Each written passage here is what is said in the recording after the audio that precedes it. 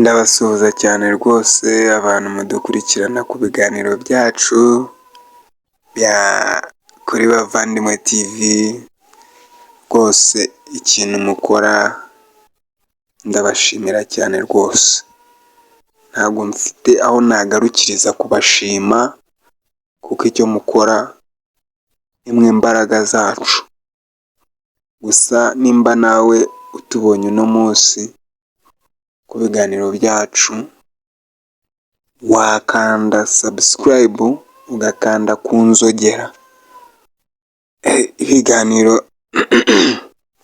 bikajya bikugeraho buri munsi nta kibazo.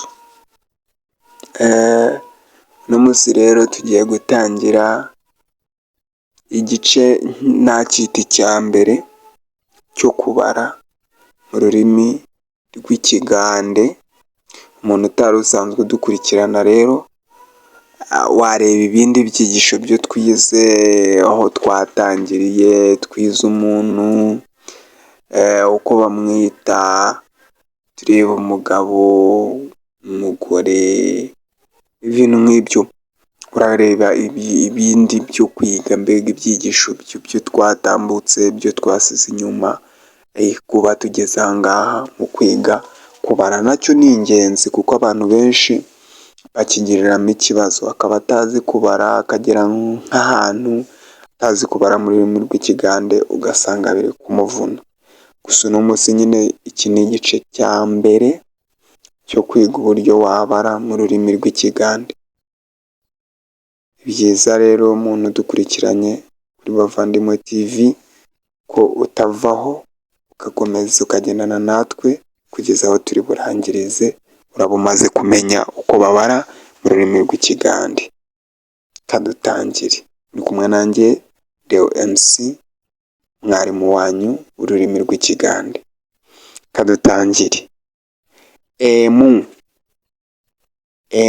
mu ruganda, emu mu ruganda ni rimwe mu kinyarwanda. Biri mu ruganda, biri ni kabiri mu rurimi rw'ikinyarwanda. Kabiri we umuganda yita biri. Satu mu ruganda, satu mu ruganda ni gatatu mu kinyarwanda. Nya mu ruganda mu kinyarwanda ni kane. Tano mu ruganda mu kinyarwanda ni gatanu.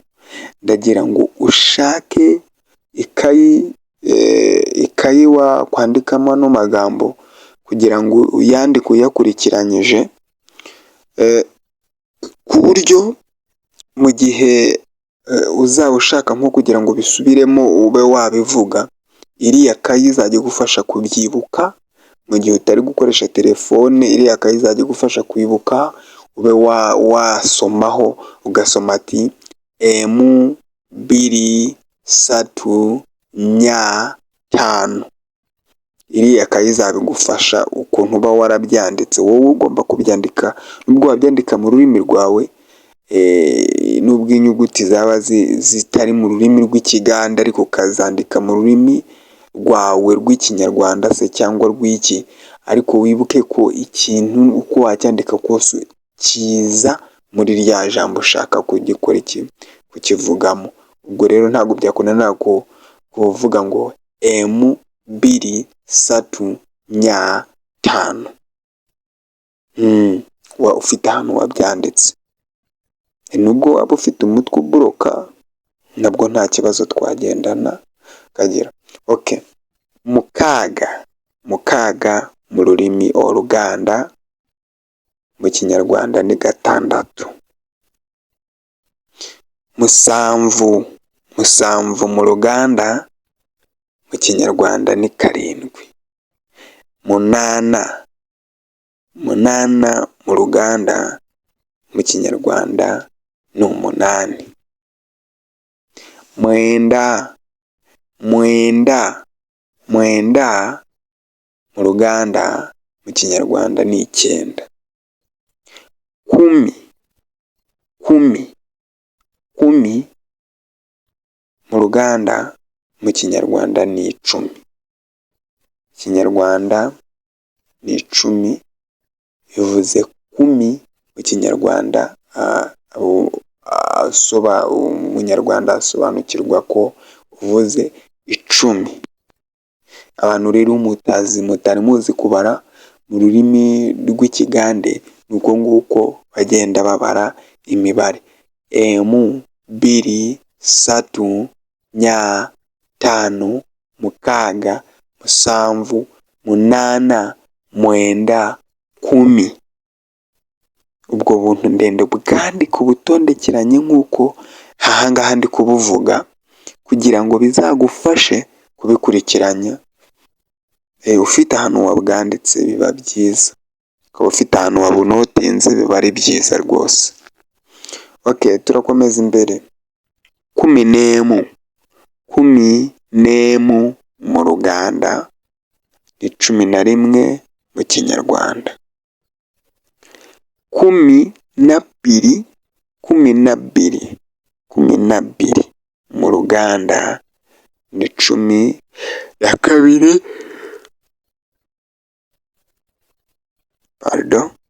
12 mu Kinyarwanda. 12 mu Luganda ni 12 mu Kinyarwanda. 13 mu Luganda ni 13 mu Kinyarwanda. 13. 13. 14. 14 mu Luganda ni 14 mu Kinyarwanda. 15 mu Luganda ni 15 mu Kinyarwanda. 15. 15 mu Luganda ni 15 mu Kinyarwanda. 16. 16 ni 16 mu Kinyarwanda. 17. 17 mu Luganda ni 17 mu Kinyarwanda. 18.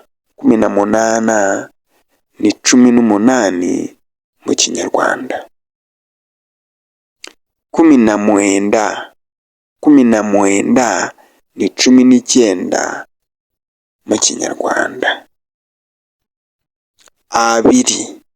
20 ni 20 mu rurimi rw'Ikinyarwanda. Ndagira ngo rero ukuntu twabivuze kubihera hepfo kugeza aho tugeze ubu ngubu, ndagira ngo tubisubiremo byose, ubibyandike kuri gahunda, bigende kuri gahunda. Tugiye gutangira. 1, 2, 3, 4, 5,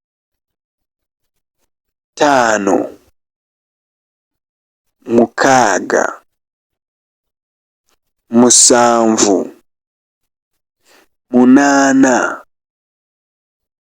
7, 8, 9, 10,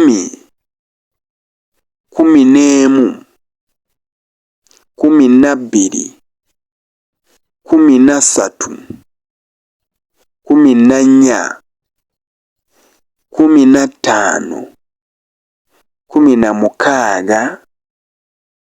15, 16, 17, 18, 20. 20 mu Luganda ni uko nguko tubara mu rurimi rw'Ikigande, duhereye kuri 1 tugeza kuri 20. Ndagira ngo umuntu wanjye ukore subscribe, ibyigisho byacu bijye bikugereraho ku gihe, kandi ukore comment, utwandikire, utubaze ibibazo, natwe tugusubize, tubakorere ibyigisho byinshi kugira ngo tubagezeho gahunda nk'izi ziryoheye amatwi yanyu kandi ziryoheye n'amaso yanyu. mwakoze cyane rero kubana nanjye mugabo dukurikira kuri Bavandimwe TV. Ndabashimira cyane abantu mwahereye kare mukaba mukiri kumwe natwe kuri ibi biganiro byacu, kuba tugeze ku musozo wabyo mukiriho ni ikintu gikomeye cyane. Ntabwo ari bose babikora, ariko umuntu wese wabikoze akaba ageze ku musozo w'ibi biganiro byacu, ndamushimiye cyane ngo mwakoze. Bye bye, mwari kumwe nanjye Deo MC.